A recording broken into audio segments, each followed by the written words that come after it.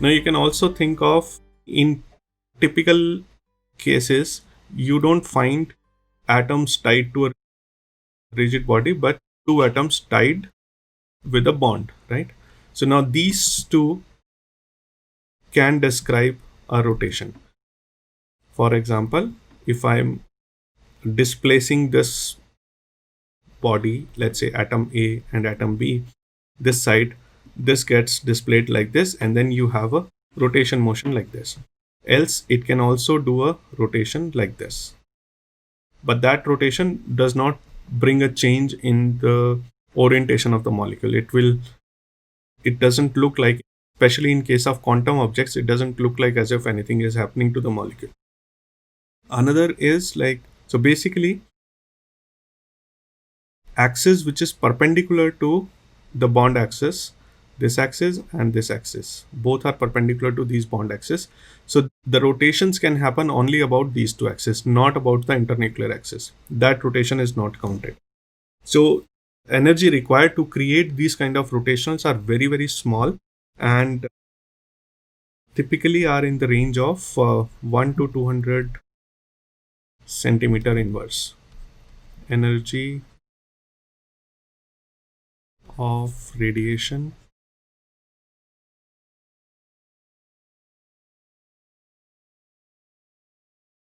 required to rotate. And now this energy falls in microwave region of the electromagnetic spectrum. Falls in microwave region, right? So hence this is called as rotational or microwave spectroscopy. Okay. So also we should also note down here that the molecule, but will not go into those details, but just for completeness I am mentioning, a molecule may not rotate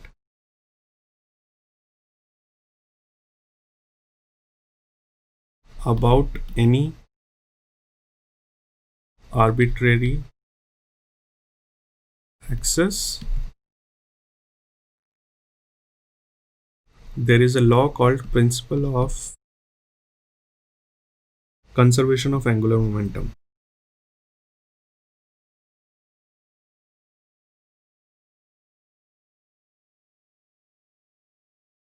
Which dictates only few rotations are possible. So this is not in the scope of this course. So you will find this discussion in a spectroscopy course, or you can actually go and study any spectroscopy textbook. You will find details of this. But for completeness, I'm just mentioning it here. Only few rotations are possible.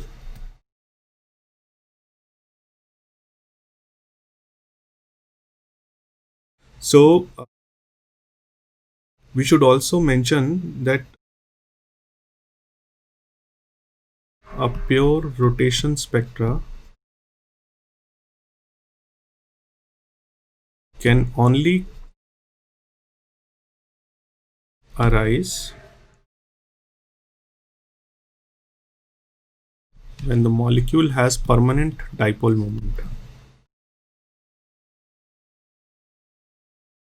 So why dipole moment is required? We will see that. So dipole moment, basically what you are doing is you are trying to interact, let the electromagnetic radiation interact with the rotating molecule, right? Now there should be some sort of interaction which should happen. Now that interaction comes because of the dipole moment. We will see how. So let us consider a rigid diatomic molecule.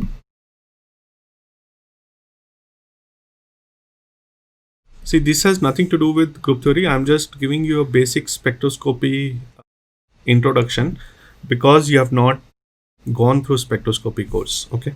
So this has nothing to do with group theory. So this is true for any general spectroscopy. So let us consider a rigid diatomic molecule with masses m1 and m2. Okay. So rigid means that the bond length is not going to change. So it's like a rod. Okay, there is no vibration which we are considering here. Okay, rigid means no vibrations. And the length of this is r, which is from the center of the two atoms. So this length is r, and let us say that the center of mass is c. Then you can call it as r1 and r2, distance from center of mass to the center of atom. So just like a rigid atom which is tied to by a thread, like a bar pendulum which is tied by a thread to a rigid body support. So now this atom is actually moving about this rigid support. So here the atoms are moving about the center of the mass. Okay, so the motion is about the center of the mass. So that's why we have considered somewhere in the middle. We don't know where it could be. It will depend on the individual atom. If it's a homonuclear, it will be in the center. If it's heteronuclear, it will be depending on the overall mass distribution, right? Now, independent rotation of this molecule can change the orientation.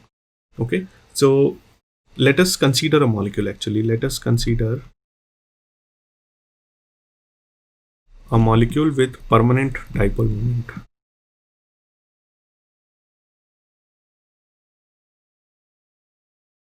Dipole moment we should all be aware of. We have already discussed the application of group theory in dipole moment. So dipole moment is separation of permanent unbalance of charge in the molecule, or separation of charges, right? So if it is a HCl molecule, so you have a positive charge, let's say proton, and a negative charge, let's say a chloride, right? Now if this molecule changes its orientation by undergoing rotation, so let's say you come to this position, so you say plus minus, right? And then you go opposite, you go minus plus, and again you go opposite, you go minus plus, and again you go. So it's a periodic motion, right? Periodic motion.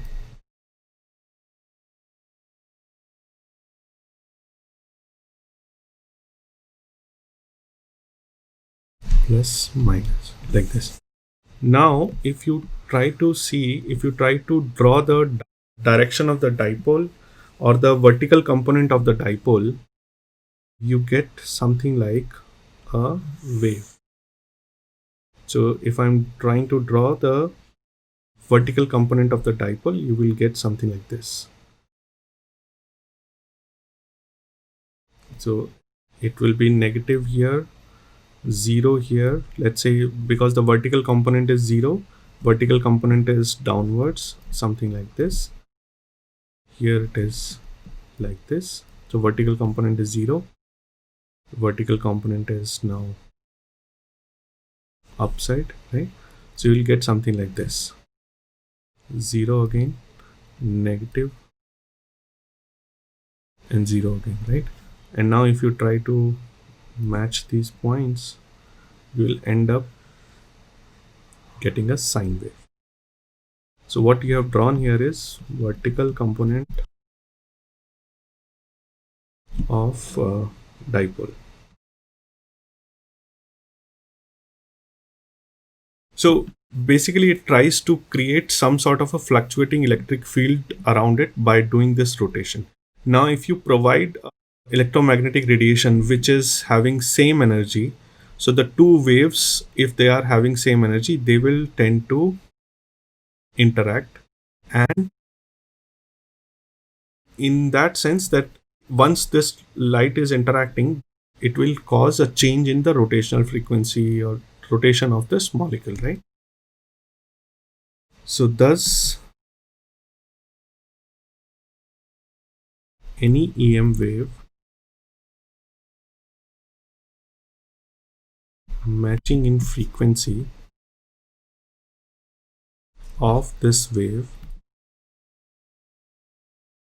can couple to this rotation or rotational motion, we can say, and interact through its electric component. So once it interacts, there will be a change in rotational energy levels, and if there is a change in rotational energy level populations, then you will see that there will be a rotational spectrum. Okay, so if you see homonuclear molecules, no dipole moment. For example, H2 gas, right? There is no dipole moment and no rotational spectrum. So a spectrum can come only if there is a permanent dipole moment, right? That we have already seen. Okay, so now let us try to work out a formula where we can use rotational spectroscopy to determine the bond length of the molecule. Okay, so use of rotational spectroscopy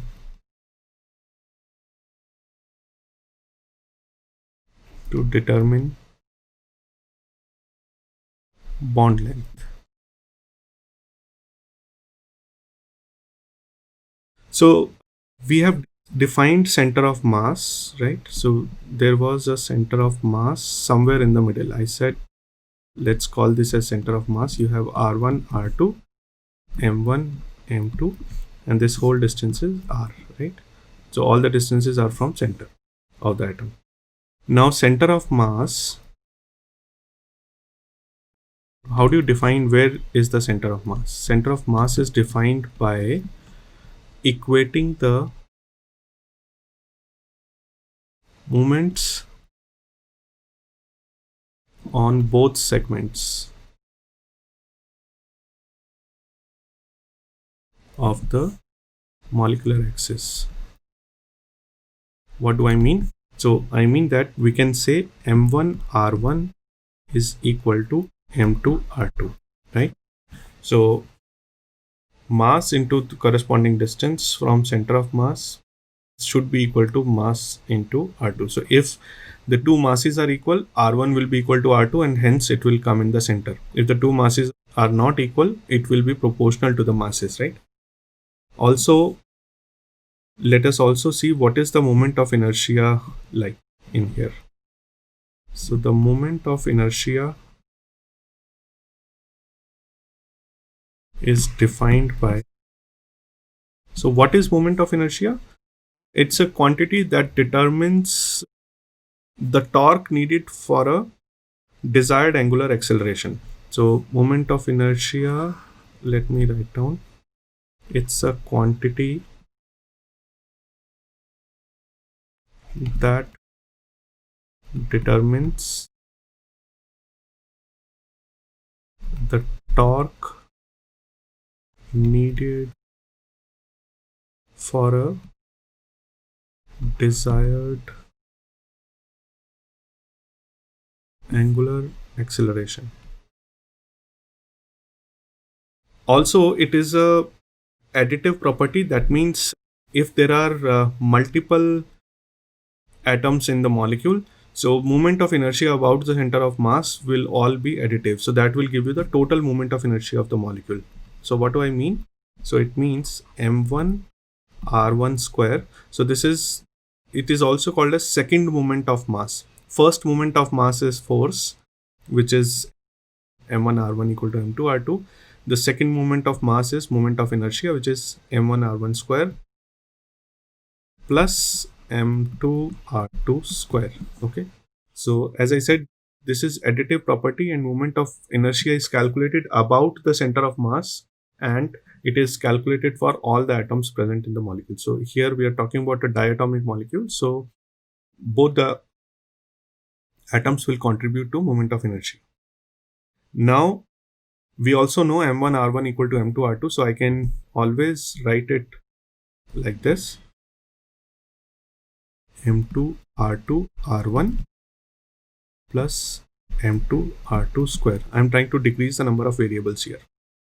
Okay, so I have substituted m1r1 equal to m2r2 here. Since m1r1 is equal to m2r2. All right. Sorry, I can also do the same thing here. m1 r1 r2. Okay, so now if I take r1 r2 outside, I will get m1 plus m2 over here, right? Okay, also I can say m2 r2 is equal to m2 r minus r1, right? So now I can substitute r2. So let's see. So I can say in this equation m1 plus m2 into m1 plus m2 into r1 can be written as m2 into r, right? So then I can also say r1 is equal to m2r divided by. So this is a basic algebra, nothing fancy about it. So you're just playing around with two equations here, m1 plus m2, and similarly r2 can be written as m2r m1 plus m2. So now what do we have here? So we'll get now expression of I can be now written as m1 m2 r square. So I'm trying to eliminate r1 and r2 here so that we can get to the expression of bond length. So r upon m1 plus m2, substituting these two into the top one, r1 and r2. If I substitute, you will get this, right? Okay, now this can be written as mu r square. Now what is mu here? Where mu is equal to m1 m2 divided by m1 plus m2, or we can say 1 by mu is equal to 1 by m1 plus 1 by m2, and it is also called as reduced mass. So I is equal to mu. Basically now it looks like as if you have reduced the diatomic molecule into a monatomic molecule tied to origin or a rigid body without any mass. So all the mass is now concentrated into one body and the distance is from origin, right? So something similar to bar pendulum case now. All right. So then we can say that the rotation of a diatomic molecule is equivalent to rotation of a mass mu at a distance r from the origin C, right? So now there is no center of mass. The whole thing is now concentrated about the single atom. So we have reduced the problem to one variable. Okay. So now again, I'm going to use the result of Schrodinger equation directly. I'm not going to go into details of how do you get that. So the quantized rotational energy levels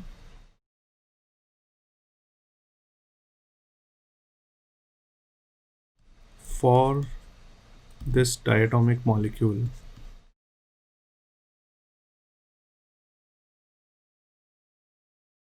the maths can be a little boring, but the end result is very fantastic. So just bear with me a little more. Is given by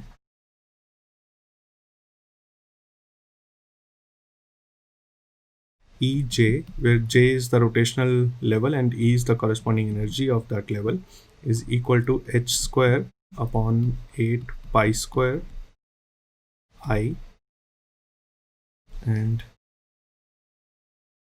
J plus 1. Okay. Where J is the total angular momentum quantum number.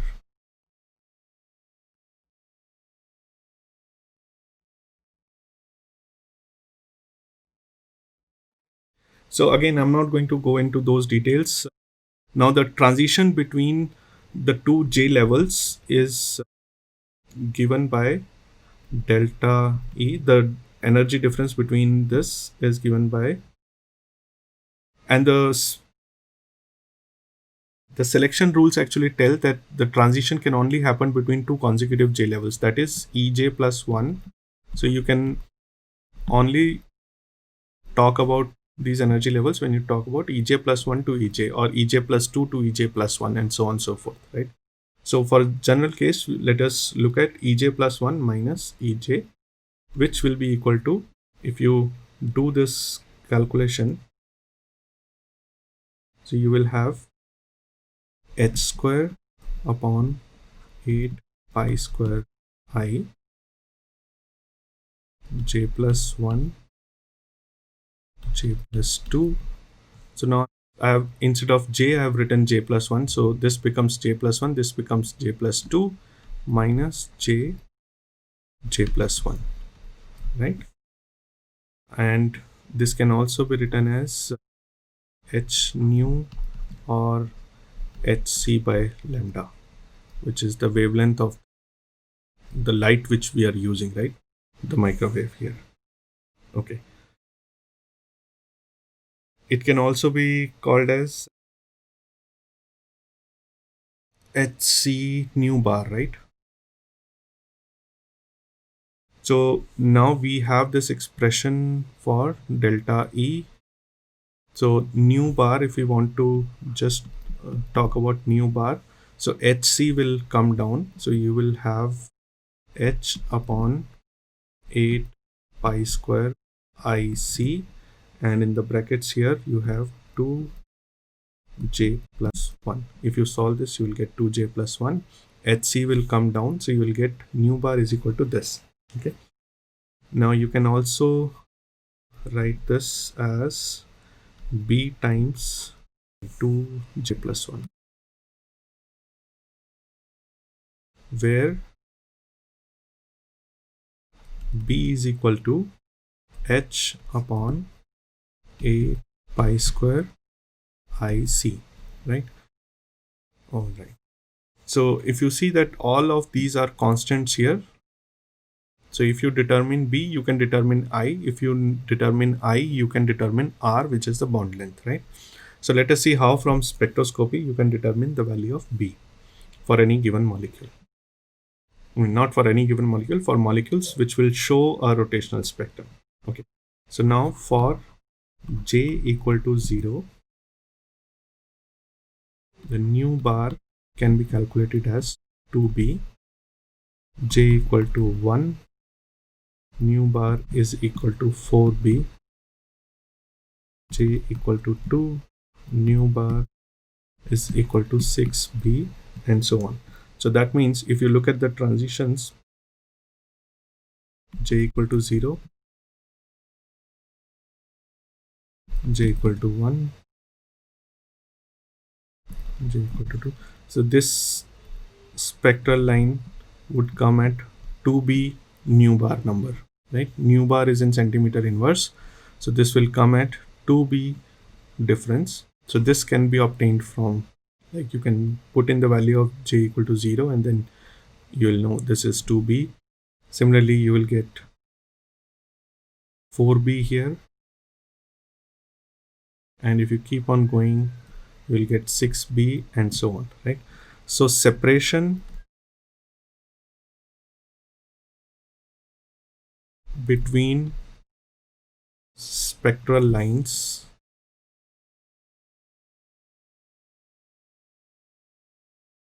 in a rotational spectrum is equal to 2b. So that means you can determine, once you record a spectrum, you will notice that the difference between the spectral lines will be equal to 2b. Of course, we are talking about only pure rotational spectrum. Okay. So once you see that this difference is 2b, you can determine the value of b. Once you have determined the value of b, you can determine the value of I. The reduced mass can be determined by theoretical values because you know the mass of the atoms, and hence the bond length can be determined just by looking at the rotational spectrum, right? So we can say from spectra you get the value of B. Mu can be determined theoretically,